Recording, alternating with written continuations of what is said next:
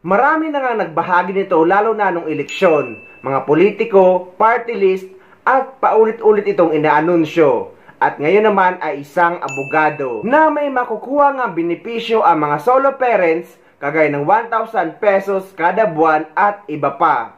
At kasama nga daw dyan ang mga OFW na iniwanan ang anak sa Pilipinas at inaalagaan ng legal guardian kagaya ng lolo, lola, tita o kaya naman ng asawa. Alam mo ba, ang mga solo parents ay may discount din katulad ng PWDs and senior citizens. Sino naman ang pasok dito? Aba, pasok si tatay, pasok si nanay, at kahit si lolo at lola. Ayon nito sa RA 11861. Basta solo sila nagpapalaki ng kanilang anak o apo. Pasok din ang buntis na walang asawa or partners, even the legal guardians or foster parents na mag-isang nag-aruga ng bata. Kahit family members or kamag-anak, basta siya ang nag-alaga bilang magulang ng isang bata na iniwan ng mga magulang or both parents who are absent kasi patay na sila, naghiwalay or namasukan abroad. At ang bago ngayon ay asawa ng OFWs, mapalalaki or babae man, basta si OFW is working abroad for 1 year and above and belonging to the law and semi-skilled worker category, kahit ito ay may natatanggap na suporta mula abroad. Solo parents are now entitled to a wide array of benefits, including 10%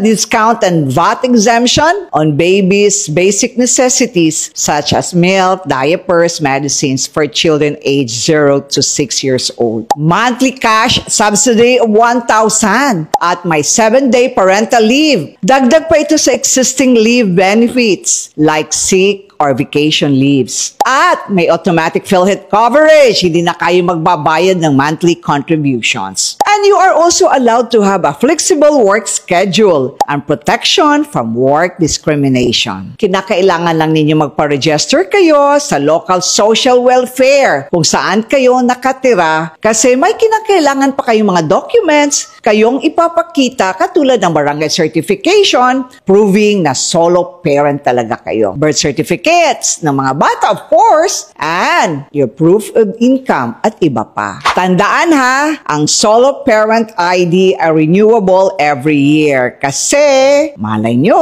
hindi na kayo maituturong na solo kasi nagpakasal na kayo sa AFAB o si tata ay nakakita ng binibini sa buhay niya. O diba? Ngunit kapag pumupunta naman ang isang legal guardian na nag-aalaga sa anak ng isang OFW na nasa ibang bansa, ang sinasabi ng mga taga-DSWD daw ay hindi nila alam ang tungkol dyan. At kapag OFW mismo ang pumunta sa DSWD para mag-inquire, ay ang iba naman ay sinasabi na hindi sila qualified dahil OFW naman daw. So, ano ba talaga? Ibang-iba ang sinasabi sa balita sa sinasabi naman ng mga taga-DSWD kapag pumupunta ang mga OFW or mga legal guardian na nag-aalaga sa mga anak nila. Kayo guys, sino ang naka-experience na pumunta sa DSWD office at ganito ang mga sinabi? I-comment nyo naman sa comment section ng video na ito para baka sakaling mabasa ng mga taga-DSWD or namumuno sa nasabing ahensya para maniwala sila na walang katotohanan ang mga inaanunsyo nila.